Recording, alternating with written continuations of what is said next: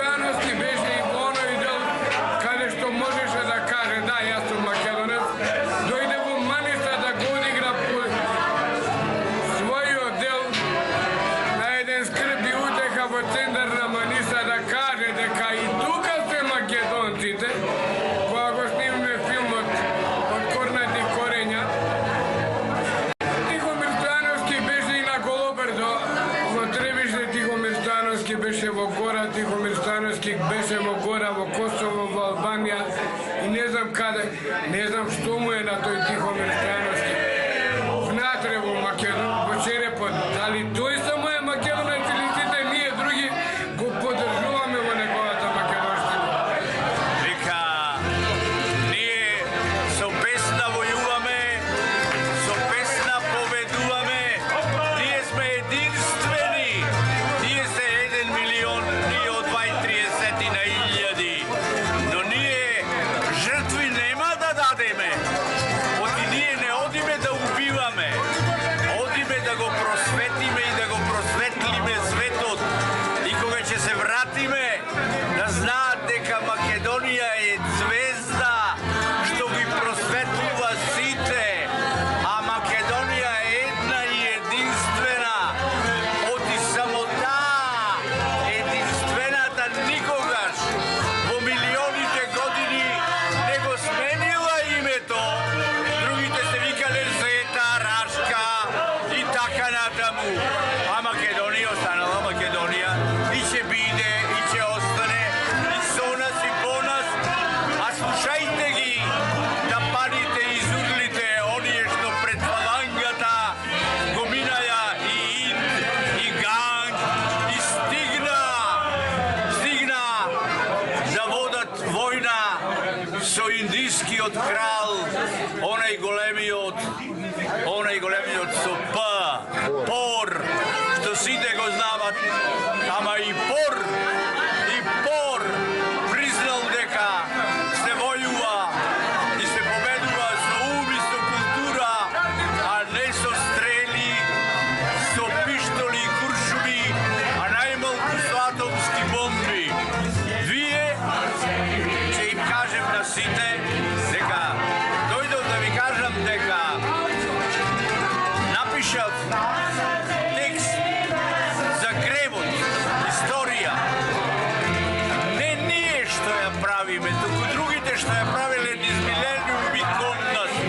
А сега за жал, еве, и самите гревовите што ни ги прават други, не можеме ни лепијата. Дојде ни од Пири, од Еге, од Гора, од Мала Преспа и од меридијаните по светот да не расплачат, ама и да ни ја наполнат душата. Ви благодарам. Днеска това е дено, когато в моето съзнание изплува една друга мисъл. Аз промених всякакво мислене за Македония. От днеска нататък аз съм македонец и Македония за мен представлява нещо много скъпо, много мило с този народ. В случая им пред вас, как гостоприемно посрещнат те на от все сърце. От все сърце. За мен това ще го помня в целия живот. В целия живот. И видях паметниците на Македония. И ако това след година, когато се завърши, цялостно това ще представлява все едно, това е Рим. Рим, столицата на Италия. И България вече изтъква. Тя си отива и ще остане Македония, защото тук живее по-добър народ, по-кадърен, по-човечен, с всички благородни ценности, които притежава този народ, с песента, която е вечна. Този народ ще пребъде във времето, в вековето и да покаже на целия свят, че този народ ще бъде достоен за уважение и почет от всички други народи. Македония, славей! Ти си истината. Ти си зората. Най-после аз изпитах щастието от това да погледнеш света от една височина. тишина. В този момент аз виждам, че това прави Македония. Много са грешни критиките, които са отправени към този народ. А този народ е най-ощетения и най-героичният народ. Народ, който има герои с непредсказуема патриотичност, с непредсказуем ентусиазъм, живота да е такъв, какъвто всеки един иска да го изживее. Не се срами, не се плаши, Македонец наси. Една мисла имаме, един живот живееме, Македония целата е, всекой да я знае. Аз съм от Гоце Делчев. Казвам се Асен Тупаров. В нашите паспорти на времето пишеше народност македонец. И къде отидаха тези македонци след време? Смения паспортите от македонец пишете българин. Ние сме деца на една и съща майка. Това е майка Македония. Майка, която народила всички. И майка, която оставила завещание ние да се обичаме и да се уважаваме завинаги. Това ще остане като един огромен капитал, скътан в душата на всеки от нас. Никога да не забравя вашето гостоприемство, вашата близост и обич към своите събратя. Да видиме и красотите на Македония. Да видиме паметника там на Самуил, на Александър Македонски. Когато запееме песна, тая песен да се слуша на 3 страни. Пирин, Егея, Вардар, Скопие. Това са границите на Македония. Границите, които не можат да отделят този народ. Те могат да са разделени, но тях обичта, дружбата винаги сплотява в едно. И ние, отивайки си от тук, ще отнесеме този спомен. Това, което сме видяли, борбите на Македония срещу поробителя.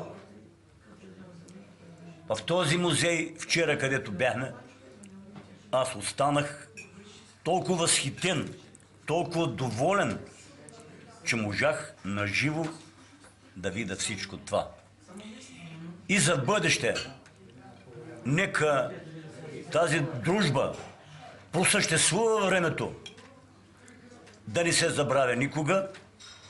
Нас сплотява една мечта, сродно обединяваща мечта. Като сме македонци, живееме един живот, една вяра, един живот. Остава само да се помним, да се обичаме и да се уважаваме за век и веков. Аз съм много благодарна за това, че участвах в Дионисиевите слави. За мен е много интересно, защото това е за първи път и много съм слушала за това събитие. Мероприятието е чудесно, тъй като събрах хора от всички краища, македонци. И е много стойностно и специално за мен е много скъпо, защото аз се докоснах така с голяма любов до бита, до културата на Македония. Организацията беше невероятна и аз съжалявам, но в момента съм взет от едни такива впечатления. Видях неща, които все още не мога някакси да ги осмисля за себе си. Много благодаря, беше прекрасно. От срещата от миналата година до този момент Скопие с 1300 години е напред спрямо България. такова строителство никъде не се е виждало, не се е изслушало, не само виждало. Паметник на Филип Македонски миналата година беше в основите. Тази година го виждаме в целия си ръст. Пророчество друго няма да ви се даде, освен пророчеството на пророк Йона. Така е, що е това, кажете? А ти, Господи, вика, ако в Ниневе има и 10 праведника, ке го сочуваш градот, ке го сочувам. А ако има един, и за един ке го сочувам. Защото той, како излезнал от пробата на кита, легнал под едно дърво. И той израснало и си закачил дреите на дървото, но той през нокта израснало и му правило сенка. И легнал Йонат на сенката, и кога се събуди и слънцето како го грее, дървото изсъхна. И той взел да плаче, защо е изсъхнало дървото. Защо плачеш, Йона? Защо, вика, нема? Ти плачеш за тоа дека е тоа дрво, ниту го посади, ниту го полива, и ти е жал. А как на мене нема да ми е жал, како аз животот си ще дам за луѓето, и ако има един праведник да не го спасам, тата и той човек со кого сега збори, како нема да ни е жал, како придобиме един наш somишленик и природбеник. Да си ми жив и здрав, това ми е полно сърцето, така, да сте ми живи и здрави.